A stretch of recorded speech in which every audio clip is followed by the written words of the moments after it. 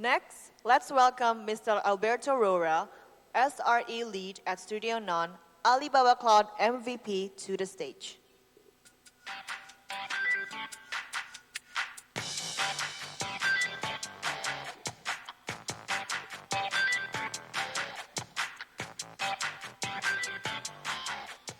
Hello, I'm Alberto Roura. I'm from Spain and live in Australia, working since 2014. I'm also Alibaba Cloud MVP. Well, what is this MVP? It's a program from Alibaba Cloud. This encourages professionals like me, like any of you, to really help collaborate in the community. So it's just a bit to create this community and help each other.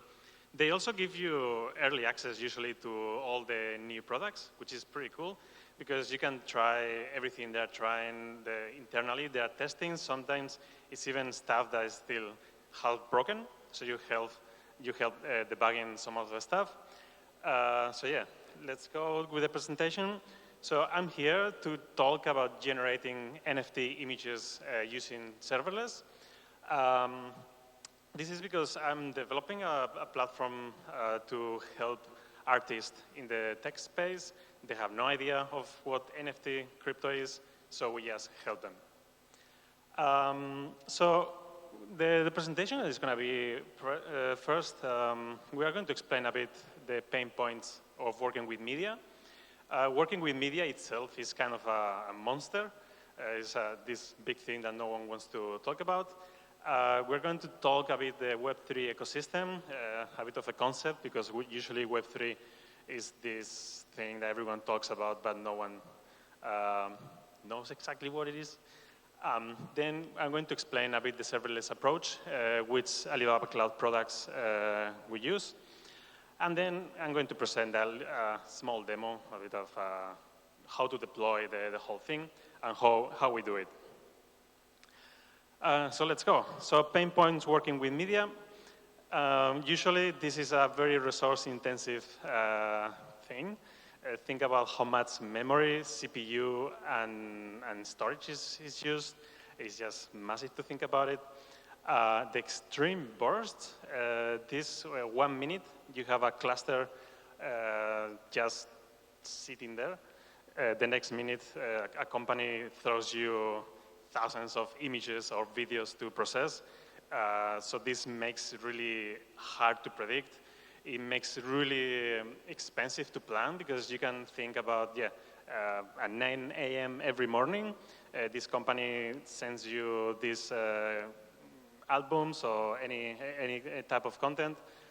You scale everything, you assign 30 GPUs, you fill the cluster with resources, and then nothing happens that day.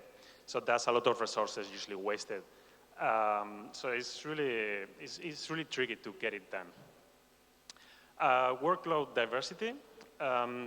Think about it can be images, it can be video, but also it can be from one single file to, imagine, a collection of 100 4K 1 hour long videos to process. It's just from processing one small PNG or JPEG to processing that much is just a universe of difference. This requires high operations and maintenance. Well, usually you need highly specialized personnel, which is not easy to find. And once you find them, you really need to don't let them go. If something breaks and someone is on leave or leaves your company, your business is done. So you rely a lot in this type of people. This type of people, why is complex? Because they need to know what to do with the clustering, networking, volumes, all these concepts by themselves. It has a whole thing, a whole set of skill set. Okay, so now we talk about how it's like to work with media. Let's talk about a bit of the concept of Web3, so everyone here is in the same page. We have the chain, of course. Blockchain is a chain of blocks. That's obvious. Usually when we refer as Web3, We talk about chains like Ethereum, Polygon, testnets like Gwrly or Kovan. I know there is other chains working on Web3 like Ravencoin or Solana, but usually when people is talking about Web3, the main thing or the big movement is being done in Ethereum-like chains. Then you have a node. Of course, when you have an app, your application doesn't speak directly to the blockchain. There is no such thing as a blockchain. You have a node that is connected to the network, is synchronizing all the blocks, all the transactions, is aware of the general state of the whole network. So, and then you have IPFS. So the node connects to the blockchain, and then the IPFS is the decentralized storage solution. IPFS, I think, means Interplanetary File System, which is a pretty nice name, but is meant to be used, or is a solution that is meant to be, or is meant to work sharing files between Earth and Mars. They always say a Wikipedia article takes 48 minutes to load from Mars to Earth, but once someone loads the Wikipedia article in Mars, everyone will be able to read it, if Wikipedia is still there when we go to Mars. This can be self-hosted. You can use usually an API, like service like Piñata or something like that, but it's very easy to host a node yourself, and it's key for NFTs. This is super important because I've seen many famous projects, even from famous people, that they load the assets in a Web2-like approach, and then when they switch off the server, all those NFTs, they are completely worthless. All those assets, they are gone. So this is very important to use. Then we have Web3.js. This is kind of, we are reaching the point of when connecting everything. This is a library of a lot of functions to connect your application to the node. In this case, the second part, the node itself. It lets you just make payments, mint the NFTs, a bit communicate with the whole ecosystem. And then the smart contracts. This, for me, is the holy grail, the magic, where everything happens in the Web3 ecosystem. Smart contracts, I like to call them as the kind of evolution of serverless applications, because they run without managing a virtual machine, right? It runs somewhere, no one knows where it's running. But they let you mint NFTs, send, receive payments, and most importantly, they are completely transparent. They're usually written in Solidity. It's a programming language for the smart contracts. And everyone can just go, check, audit, and see if there's something going on. So it's very important for security. Okay, so now we know this. I'm going to explain how we deploy, which products we use in Alibaba to deploy our platform. Of course, we use OSS, Object Storage Service. It's highly scalable, but we use it in two ways. One, the first one is we host the website and the tool directly on a bucket. We run a static site with JavaScript, so we use Vue.js and React. It's a combination of both that we develop the tool with. Then we also use OSS to manage that temporary storage for the collections when someone sends you all the files, the Photoshop files, all the layers, and all the state, the metadata of the collections. We use function compute, of course. This is the core, the heart of serverless ecosystem in Alibaba Cloud. This lets you run functions on demand, pay per second, and you can also use your custom Docker images if the one they give you, they are not enough. To connect both, we use the OSS triggers. So when something happens in a bucket, an object gets created, deleted, you name it, it creates an event, you can create a listener of that event and then execute a function depending on that. So you can fine-tune a lot what to do with it. RAM, this is Resource Access Manager, I think is the name. This is how we manage the user groups, the permissions. Of course, our solution is working on a static site. This purely front-end is in the browser. We don't host any database, as we try to make it as decentralized as possible.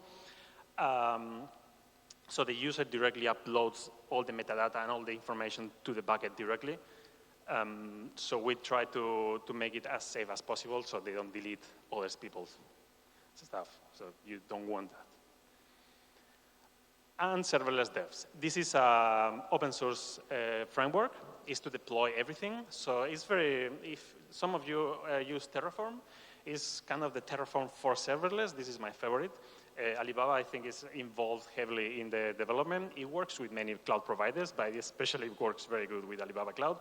So you have a config file in YAML, you put your function, and then it just deals with the whole deploy and build steps.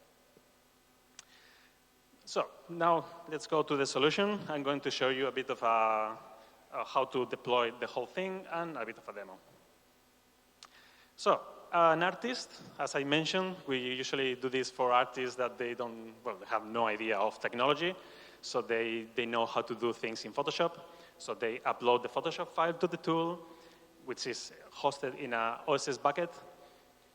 And this is what it is. It basically plays with the layers, it checks the rarities, all these things that needs to happen in an NFT, plays that everything works, and assigns how many NFTs they want to do. In the meanwhile, there's a lot of drafts being uploaded. So this keeps going on back and forth to the OSS bucket. So some functions, they keep running for analytics purposes. Next step. So yeah, the NFT's metadata goes to the OSS buckets. The OSS triggers the object created, which is, for me, the most important one. When an object gets created, we run a Python script, which this is where all the magic happens, and generates NFT. We use pandas and basically make sure that all the rarities are set. There is no duplicates. There is enough level of randomness, because that's also magic for the NFT community. A zip file gets generated. So when everything runs, you have two things. One, upload the resulting images to IPFS, as I mentioned before, and directly mint the NFTs, so it's ready to sell and share with the community. Or you can just download the zip file. You can just get the result, get it to your hard drive, and enjoy it. How we deploy it? We use serverless devs, 100% open source. This is an example of a config file. You can see we can have the services, the function itself, and some triggers. This is how we fine-tune. As you can see in the bottom, you have prefix and suffix. So everything uploaded that starts with that characters and ends with that one, there's the prefix and suffix, it will trigger a specific function, which is, well, in that bucket, it will run directly, it will run that function, because the trigger's definition is under the function. The next step is, once you define the config file, you just run s-build, which builds a Docker image for you.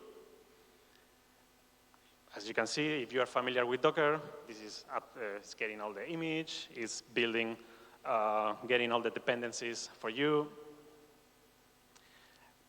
Of course, this is speed up.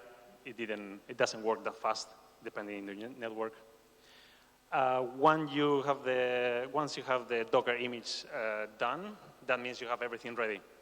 So you can just go as deploy. This gets all the triggers, checks the OSS bucket exists, and gets all the image and uploads to Alibaba Cloud. Once everything is done, you have a nice message like that one. and everything is done. So now is the moment. Now you have the site deployed to a bucket. You have the backend running in function compute. You have the OSS bucket. You have everything ready. So right now, the only thing to do is for the final user to go, pay for the collection, in this case, $12. In this moment, function compute is running, is generating all this collection. So whenever it's ready to just download. You check the file, open all the images, and everything is there for you to use. So this is it.